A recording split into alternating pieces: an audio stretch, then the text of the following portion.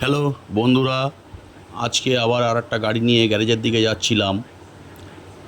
যেতে যেতে দেখি রাস্তা প্রচণ্ড খারাপ, রাস্তা একটু হালকা যানজট। তারপর গ্যারেজে এসে দেখি ইঞ্জিনম্যান লাইন দিয়ে যাচ্ছে। এদের জন্যে আজকে আমাদের বাজারটা নষ্ট হয়েছে। আমার আইডিয়া, এদের কাছে 3 টনের উপরে মাল আছে, অথচ আমাদের গাড়ি 3 টন মাল নিয়ে গেলে বিভিন্ন জায়গায় ফাইন দিতে হয়, যার জন্যতে আজকে আমাদের মার্কেটটা নষ্ট হয়েছে। তারপরে গ্যারেজে ঢুকলাম। গ্যারেজে ঢুকে দেখি কোনো জায়গা নেই গাড়ি ঢোকানোর।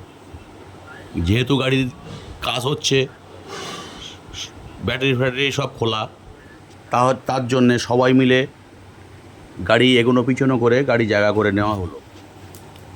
তারপরে আমাদের গাড়ি ঢোকানো হলো। সবাইকে বলছি, আমার এই চ্যানেলটিকে সাবস্ক্রাইব করবেন আর সবাই লাইক শেয়ার কমেন্ট করবেন।